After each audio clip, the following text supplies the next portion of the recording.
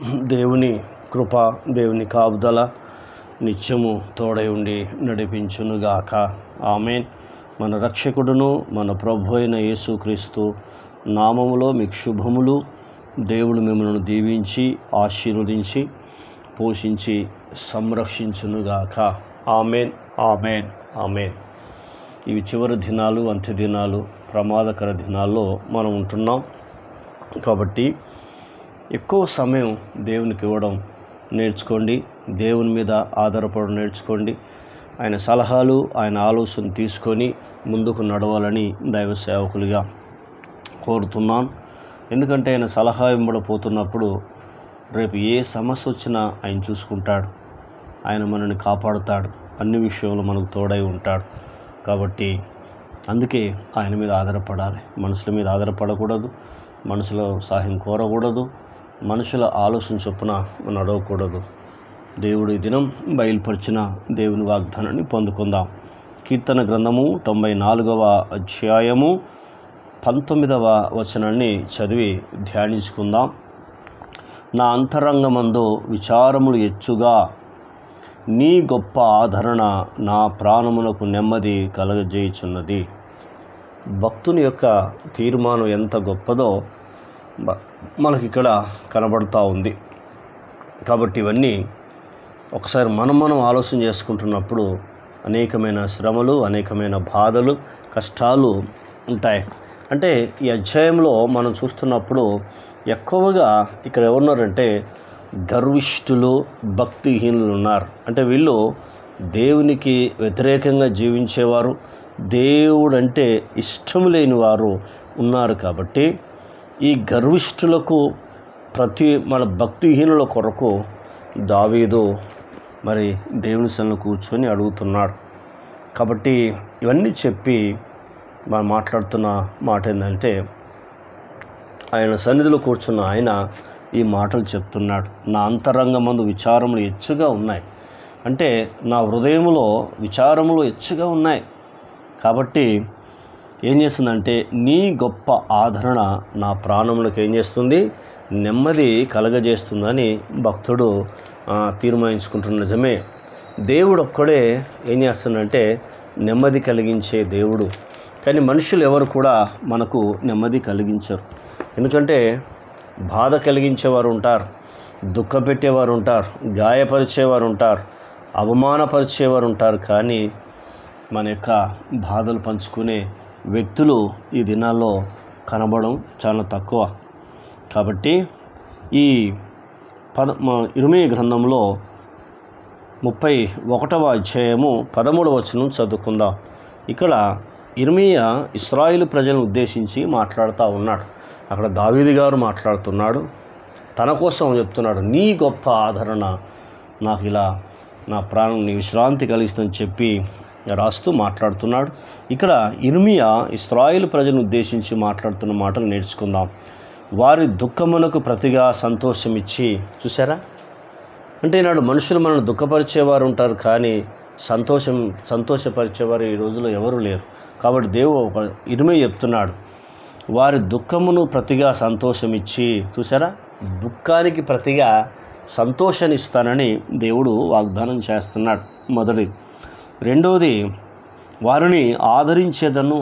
అందుకే భూమి మీద ఆదరణకర్త ఉన్నాడు. యేసు ప్రభుపై వెళ్ళిన తర్వాత తండ్రి అయిన దేవుని వాగ్దానం తీసుకొని ఆదరణకర్తను పంపించు అని చెప్పాడు. ఇప్పుడు ఆదరణకర్త భూమి మీద ఉన్నాడు. కాబట్టి మనము ఆదరించబడుతున్నాం. కాబట్టి ఇక్కడ ఏమంటుందంటే, వారిని ఆదరించేదను అని మాట్లాడుతున్నాడు. చూసావా? దేవుడు ఆదరిస్తాడు, దేవుడు సంతోషాన్ని ఇస్తాడు, దేవుడు దుఃఖాన్ని తొలగిస్తాడు. కాబట్టి అందుకే నువ్వు ఆయనకు సమయం ఇవ్వాలి, ఆయన మీద ఆధారపడాలి, ఆయన సలహాలు తీసుకోవాలి. తొందరపడి నిర్ణయాలు తీసుకోవద్దు, ఎవరు ఆలోచన చొప్పున నడవకూడదు. నడుస్తే ఏమవుతావు అంటే దుఃఖాన్ని తెచ్చుకుంటావు, సంతోషాన్ని పోగొట్టుకుంటావు, ఆదరణ పోగొట్టుకుంటావు. కాబట్టి రెండవది ఏమంటుందంటే ఆదరించేదను అని చెప్తున్నాడు. మూడవది, విచారము కొట్టివేసి. నీకు ఎలాంటి విచారాలున్నా, భయంకరమైన సమస్యలు, బాధలు, కష్టాలు ఏమున్నా కూడా దేవుడు మూడో చెప్తున్నాడు. ఏం చెప్తున్నాడంటే విచారము కొట్టివేసి అంటున్నాడు. చూసావా? ఏం చేస్తున్నాడు దేవుడు?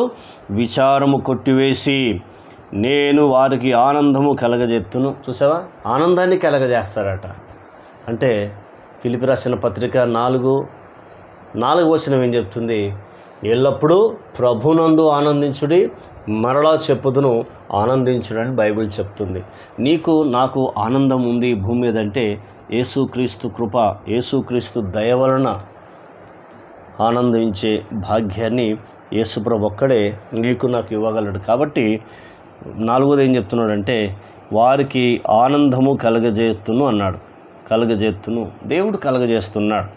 గనుక అని మాట్లాడుతున్నాడు. గనుక అని ఇప్పుడు ఏం చేస్తున్నాడు? గనుక కన్యకలను, తర్వాత ఇంకెవరు, యవ్వనులను వృద్ధులను కూడి నాట్యమందు సంతోషించెదరని చెప్తున్నాడు.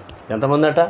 ఫస్ట్ కన్యకలు, తర్వాత యవనులు అంటే యవన స్త్రీలు, యవన కుమారులు, ఆ తర్వాత ఇంకెవరు, వృద్ధులను కూడి నాట్యమందు సంతోషించెదరు. కూడుకుంటారట. అంటే యవనరాళ్ళు, యవనస్తులు, వృద్ధులు వీళ్ళు కూడుకుంటారు. కూడుకొని ఏం చేస్తున్నారంటే నాట్యం చేస్తారట. ఎందుకు తెలుసా? ఎందుకు నాట్యం చేస్తున్నారు? దుఃఖాన్ని తొలగించాడు. మొదటిది. రెండవది ఆదరించాడు. మూడవది విచారం కొట్టివేశాడు.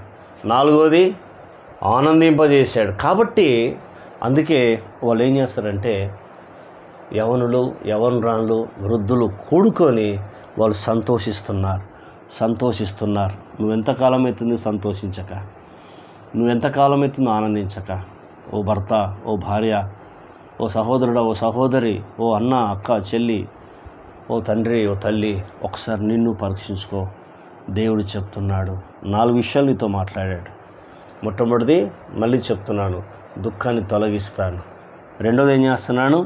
అక్కడ మనకేం చేస్తున్నాడు? ఆదరిస్తాను. మూడవది విచారం కొట్టివేస్తాను. నాలుగవది ఆనందాన్ని కలగజేస్తాను అన్నాడు. మరి నీ హృదయంలో వేదన, కన్నీరు ఉందా? భయపడకు, నేను వాటిని తొలగిస్తాను, నీ ప్రాణమును ఆదరించదను అని దేవుడు మాట్లాడుతున్నాడు. ఒకసారి ఆలోచించి, నీ హృదయంలో వేదన, బాధ, కన్నీరు ఉందా? ఒకసారి ఆయన వైపు చూడు. ప్రార్థన. కన్న తండ్రి, నీకు స్తోత్రాలు. వినమాటలు దుష్టతకు పోకుండా సహాయం చేయండి అయ్యా. మీ నామానికి మహిమ తెచ్చుకోమని అడుగుతున్నాం. దుఃఖమును ప్రతిగా సంతోషం ఇస్తానన్నావు, ఆదరిస్తానన్నావు, విచారం కొట్టివేస్తానన్నావు. తండ్రి నీకు వందనాలు. ఆనందాన్ని కలగజేస్తానన్నావు గనుక కన్యకులు, యవనులు, వృద్ధులు కూడి నాట్యమందు సంతోషిస్తారని మీరు మాతో మాట్లాడిన లేఖన భాగాన్ని బట్టి మీ కృతజ్ఞతలు చెల్లిస్తూ యేసు నామంలో పొందినాం తండ్రి. ఆమెన్. దేవుడు మనందరిని దీవించి ఆశీర్వించునుగాక. Amen, amen, amen.